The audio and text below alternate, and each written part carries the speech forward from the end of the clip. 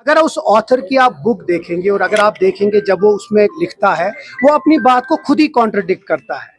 वो अगर आप आगे देखेंगे, वो लिखता है कि 7 महीने गवर्नमेंट ऑफ इंडिया गॉज कर रही थी फारूक अब्दुल्ला साहब का सेंस क्या होगा जब वो जेल में हिरासत में थे, जब वो गुपकार पे बंद थे। और 7 महीने के बाद फारूक अब्दुल्ला साहब ने पीएजीडी को आगे चलाया। अगर वो बात होती तो क्या पीएजीडी वो ऐसे करते?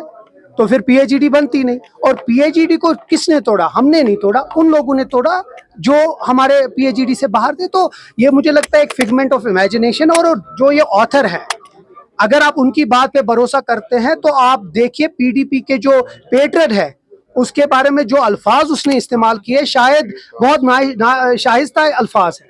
मुझे नहीं लगता, जब हम उन बातों पे भरोसा नहीं करते, मुझे लगता है पीडीपी भी, वो जो दुल्लत साहब उस वक्त मुफ्ती साहब के खिलाफ बोला उन्हें बात, तो मुझे लगता है वो सिर्फ रेलेवेंस अपने करना चाहते हैं। It's a figment of imagination, इसमें कुछ नहीं है, अपने आप की रेलेवेंस लाना चाहते हैं। ये बुक खुद ही अपनी बात को कॉन्ट्रडिक्ट करता है। रियलिटी से ज्यादा आपको लगता है कि फिक्शन ज्यादा है? अगर ऐसी बात होती तो मैं फिर से कह रहा हूँ, पीएजीडी नहीं बनती, पीएजीडी आगे नहीं चलती। और फारूक अब्दुल्ला साहब ने पहले दिन से पीएजीडी और यहाँ के जो जम्मू कश्मीर में हुआ 2019 में, उसको एक स्ट्रॉन्ग बिट्रेयल माना गया। और आज की डेट में भी नेशनल कॉन्फ्रेंस उस बात पे कायम दायम है। तो मुझे लगता है ये अपनी किताब को थोड़ा सा कंट्रोवर्शियल बनाने के लिए और एक फिगमेंट ऑफ इमेजिनेशन है जो उसमें बात की, जबकि वो खुद अपनी किताब में उसको कॉन्ट्रडिक्ट करता है। अपोजिशन के पास अब कोई मुद्दा नहीं रहा, क्योंकि ना उन बजट पे कुछ बोल पाए, ना आप किसी चीज पे बोल पाए। तो अब एक ही चीज है इनके पास, किसी तरीके से मनगढ़ंत कहानियां बनाए।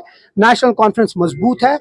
आगा रूहुल्लाह साहब इस तंजीम के बहुत सीनियर लीडर हैं, पीएसी मेंबर हैं, और इसमें इससे ज्यादा बाकी लोगों को कुछ, लेकिन जिस तरह से आगा साहब की जो स्टेटमेंट्स बाहर आ रही है, चाहे वो घर की बात, वो घर लगता है कि वो सेटिस्फाई नहीं वो है। घर की बात है, घर में रहेगी, हम वो बात भी ठीक कर देंगे, उसमें आप ज्यादा मत मानिए। इस वक्त इश्यूज जो मेन है उस पर हम फोकस करें। मुझे लगता है बहुत बड़े बड़े इश्यूज है, वक्त अमेंडमेंट बिल है, रिजर्वेशन का इशू है, बाकी इश्यूज है, उस पर हम बात करें, वो ज्यादा साहब का कहना है कि उमरुल्लाह साहब माफी मांगे जो वक्त बिल पे उन्होंने जो सरकार पक्ष लिया है। तो वो अगर 2014 के बाद जिस तरह बीजेपी के गोद में बैठे, मैं बहुत इज्जत करता हूं सजाद लोन साहब की, 500 वोटों से जीते हैं।